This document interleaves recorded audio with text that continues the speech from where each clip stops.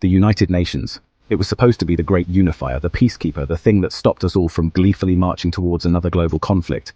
You know, like a kindergarten teacher, but with fewer finger paintings and more declarations of war. But today, well, let's just say the glitter has worn off, and the world's acting up.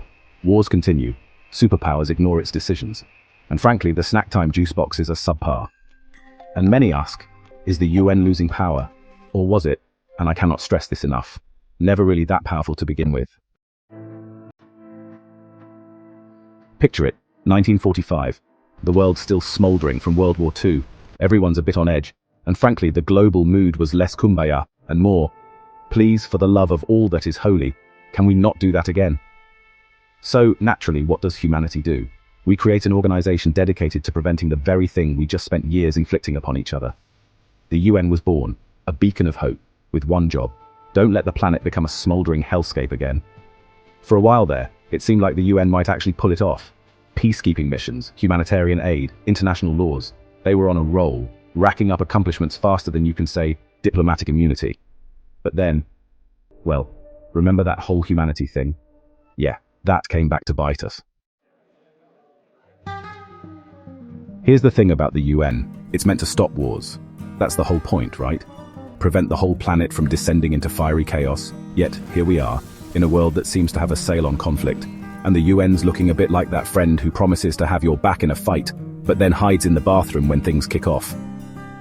Rwanda, Syria, Ukraine, the list of places where the UN hasn't quite managed to, shall we say, maintain peace, is longer than a CVS receipt after a buy one get one free sale. And the reason? It boils down to one rather unfortunate truth. The UN has about as much actual power as a goldfish trying to steer a cruise ship. Oh sure, they can pass resolutions, wag their finger disapprovingly, and send in the occasional peacekeeper. But if a country with actual military might decides to ignore them, well, let's just say the UN's protestations are about as effective as a chocolate teapot in a heatwave. Let's talk about the Security Council, shall we? That exclusive club at the heart of the UN that's supposed to be responsible for, global security. It's like the Student Council of World Powers, except instead of arguing over prom themes, they're bickering over who gets to invade whom this week. And guess what? You'll never guess who runs the show. 5 countries. That's right, a handful of nations who just happen to be holding all the cards after World War II get to call the shots. The USA, China, Russia, the UK and France. They're like the permanent members of the We Do What We Want committee. And their superpower, veto power, baby. This magical little perk means they can block any resolution they don't like. So if one of these 5 decides they'd rather not address that whole genocide thing happening, well, the UN's just fresh out of options. It's like trying to order pizza with a group of friends when one person has an absolute aversion to pepperoni. It's just not going to happen. Chapter 4. Countries are ignoring the UN. Because actions speak louder than strongly worded letters.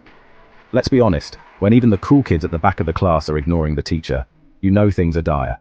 And in the case of the UN, those cool kids are the superpowers who seem to have missed the memo on the whole international cooperation thing.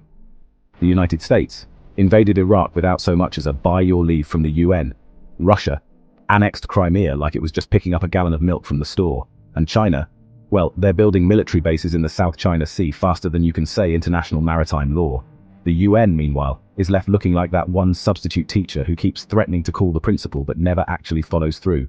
They can issue condemnations, write strongly worded letters, and maybe even convene an emergency meeting or two. But actually stop these superpowers. Please.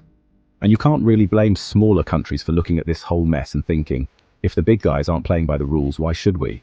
It's like trying to enforce a bedtime on a group of teenagers when their parents are downstairs having a rave. The system just doesn't hold up.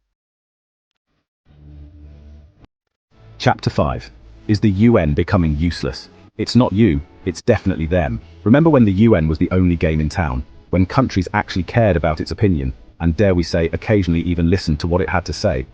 Well, those days are about as gone as your MySpace top 8. Now, it's all about the side hustles. BRICS is having a moment, the G20 is the new cool kids table, and regional alliances are popping up faster than discount airlines. Countries are realizing they can bypass the whole UN rigmarole and just, talk to each other directly. It's like discovering you can order food online instead of calling the restaurant and having to listen to that awful hold music. So the question isn't so much is the UN becoming useless, as it is, was it ever really that useful to begin with? Chapter 6. What's next for the UN? Time to face the music, or lack thereof. So the UN's at a crossroads.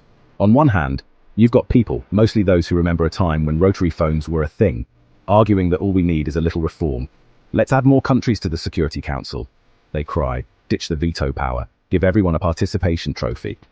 On the other hand, you've got those who are already prepping for the UN's going out of business sale. They're out there forming new alliances, drafting their own treaties, and generally accepting the fact that the UN ship might have already sailed, preferably straight into a metaphorical iceberg. Look, no one's saying the UN's been a complete waste of time. They've had their wins, done some good in the world. But if it wants to survive in this brave new world of ours, it needs to evolve faster than a Pikachu in a thunderstorm. The question is, can it? Chapter 7. The UN to be continued. So, there you have it. The United Nations, a noble idea, a flawed system, and a whole lot of existential questions. Honestly, trying to predict the future of the UN is like trying to herd cats while riding a unicycle on a tightrope. Messy, unpredictable, and likely to end in disaster. But here's the thing. Whether it's reformed, replaced, or just fades into obscurity, the issues the UN was created to address aren't going anywhere. So, while we wait to see what becomes of this grand dysfunctional experiment, maybe, just maybe, we should all take a page from the UN's original playbook, you know, the whole working together to prevent global catastrophe thing. Just a thought.